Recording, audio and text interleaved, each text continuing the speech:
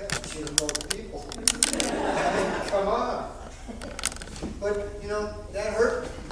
I didn't even know it at the time, but I carried that hurt for the longest time. I said, how could this guy have something to say about the house of refuge? So anyway, I mentioned to him that I wanted to do a prison ministry, and he said, well, we don't do that kind of thing. Huh? We haven't been called. That's what we're talking about. It's in the book. So we didn't call. So anyhow, that church didn't work out for us for a while. We went to another place, and that pastor's wife had been praying for 2 years for somebody to come along and do a prison ministry. Wow.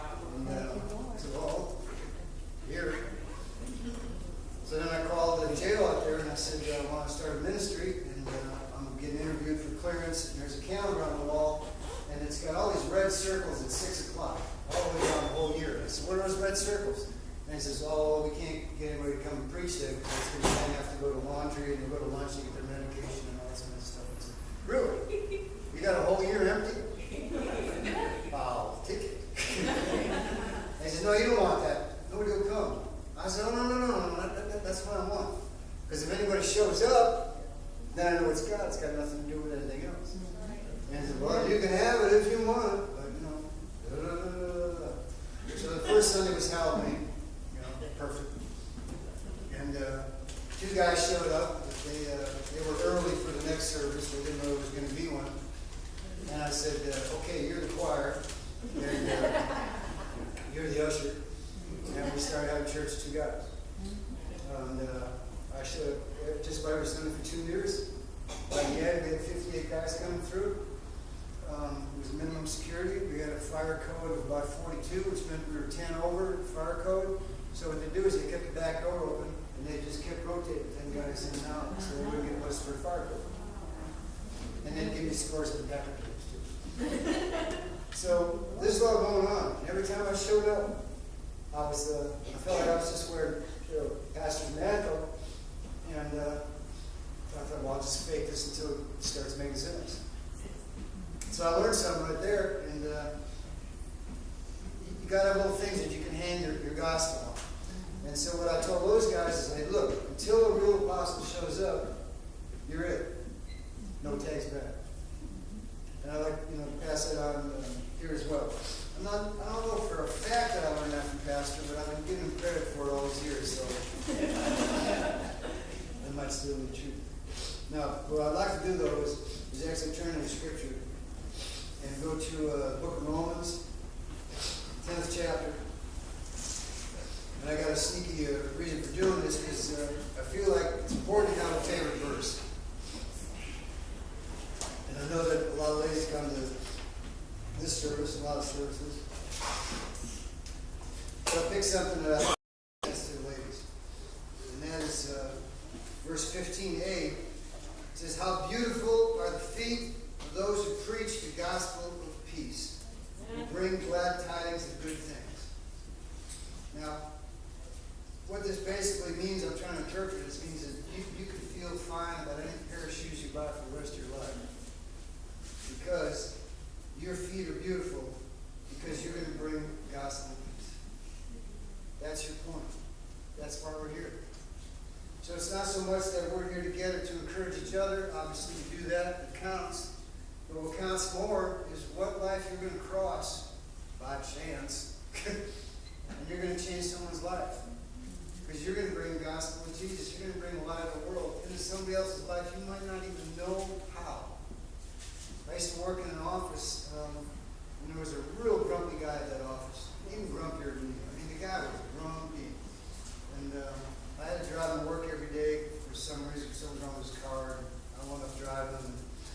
He smoked like a chimney, and I didn't smoke. And I'd say, you can't smoke in my car. And he'd say, I cracked the window. And we'd go through that every day. And then one day he came up to me and says, Will, you got to pray for me. I says, I got to pray for you. Why? But I got cancer. Oh. But I have skin cancer. That's the first question I had to. Didn't have anything to smoke. But what struck me is, well, why do I got to pray for you? Why me? I didn't have a Bible on my desk. I wasn't spouting anything. He says, I noticed you quit swearing. I was like, what? He He says, yeah, you don't swear on the office anymore. I figure there's something going on. I need you to pray for me.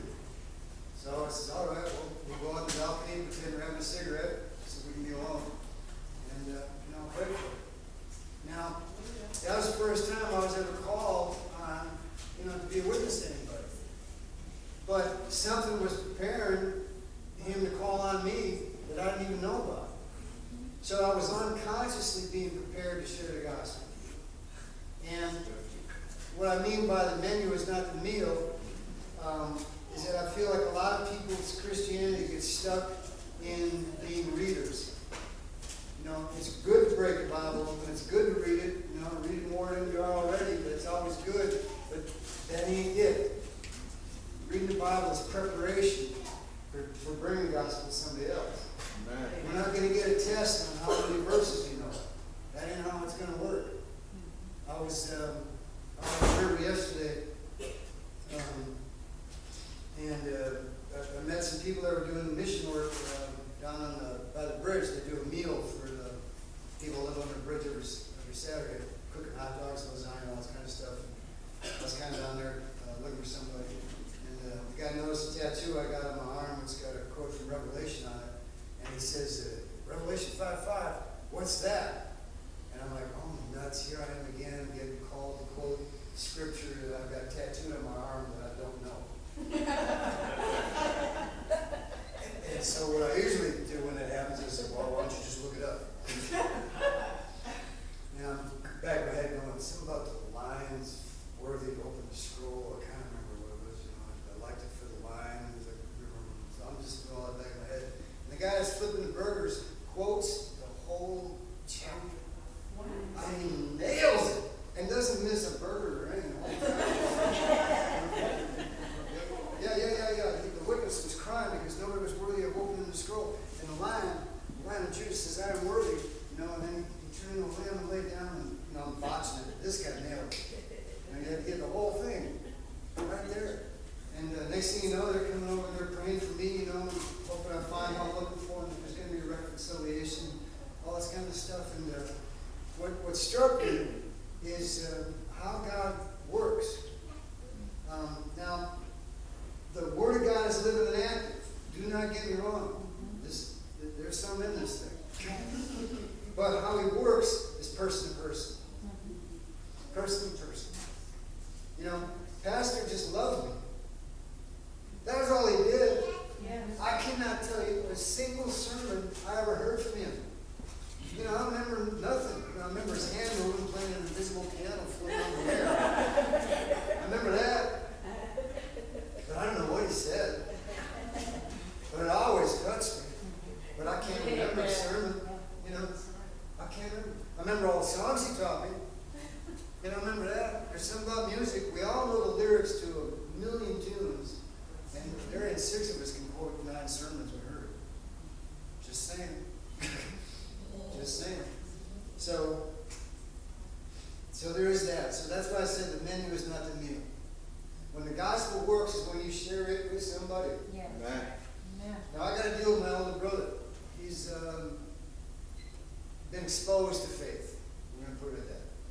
He's a non-vet. When he was over there, he got hurt like a lot of guys did. He wound up in a foxhole. A chaplain jumped in and covered him, from this mortar attack that was going on. And he said that the little cross on the chaplain's collar got so big, it was like an umbrella that protected him. Mm-hmm. So I'm worried all these years about my brother's faith. He tells me that story, and I said, I guess I got it backwards. I guess you're all right. I think I'll relax. But the deal that I made with him came out of this. He was living with us for a while, and I don't know if you got brothers, but sometimes elbows get in the way of everything else. It's just how brothers are. And he said, the thing I don't like about Christians is that they always act like they're holier than you. And I said, Dennis, in your case, that ain't going to take a lot of acting. I mean, come on. And we got past that, and we made a deal based on the prayer of St. Francis of Assisi that says, everywhere I go, I'm going to preach the gospel of Jesus Christ. But only when necessary am I going to speak. So in other words, the gospel I got from my brother is only the way I live. can't quote anything to him. You know, I can't hit him with these things. I can't preach at him. He lives in Thailand. I don't see him that often. He's coming back.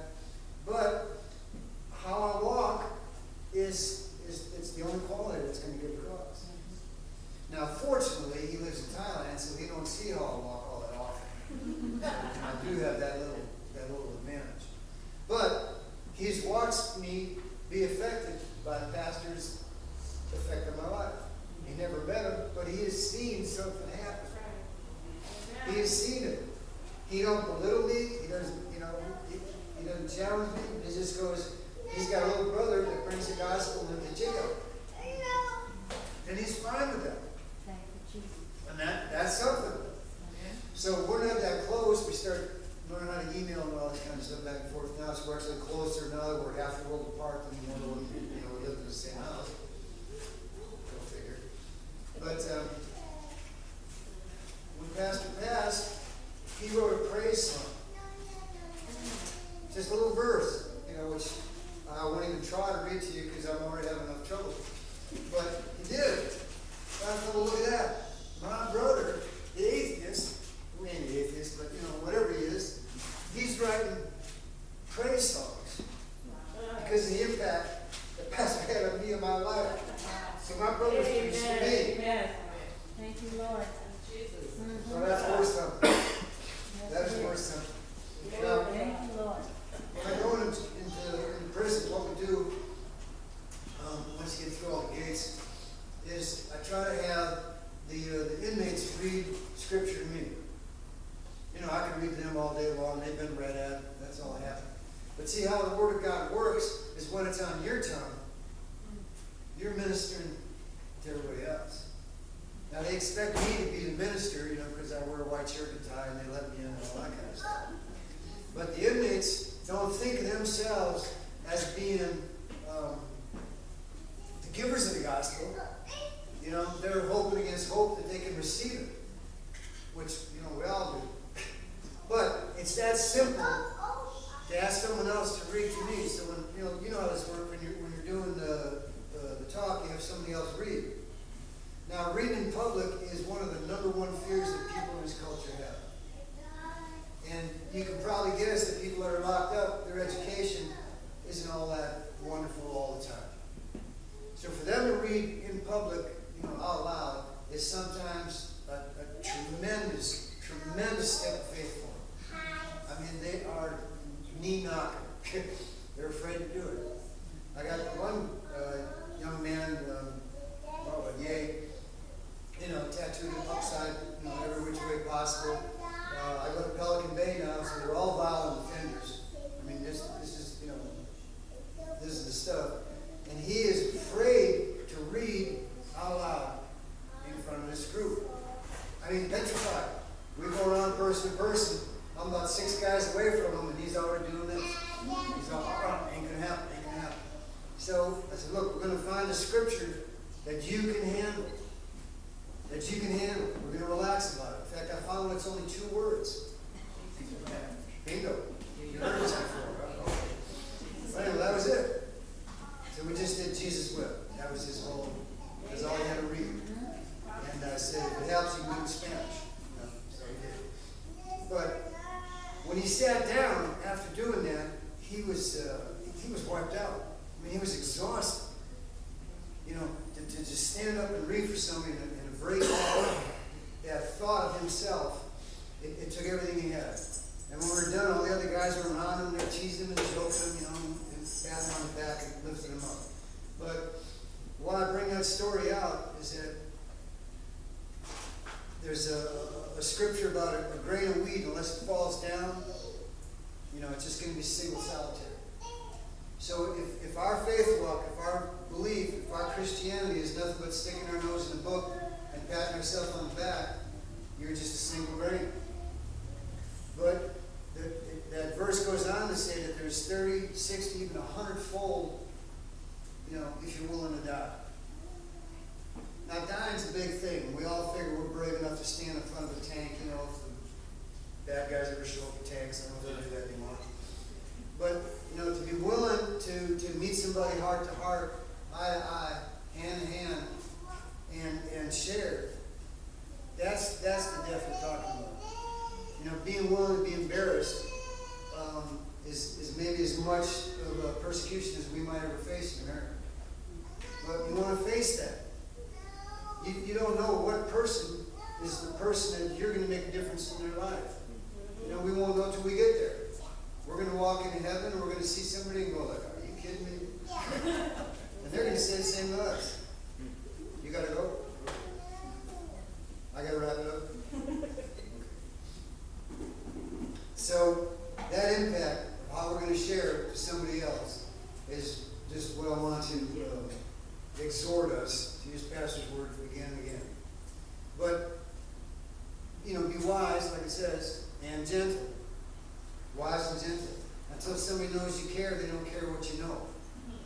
So it's not about you going to impress somebody because you got a lot of scripture memorized. That won't cut it. Maybe if you're on Jeopardy, it might. But that ain't it. It's just got to be something in you that they see that you got something they want. Like the young man was saying. There's something in us already. We've been given it. There's an anointing that we have that's already given us permission to be bold. And it's received. There's a verse that says to John, 1 John 4:15. It says, we have seen and believed in the love that God has for us. Now, remember, these guys did not have a gospel. They had the living presence of Jesus in their life. I would encourage us to live the same way. Use the book for sure. Use singing. Use fellowship for sure. But realize that you can believe that the presence of Jesus is in your life, and I don't end there. You're going to be as generous to somebody else as Pastor was to you. Yeah. That's the legacy already planted. That seed's already dropped. It's going to sprout. You're going to be as generous to somebody else as Pastor was to you. Right. And what are you doing there? Because that's how generous Jesus was to him. Amen. Amen. Amen. Lord.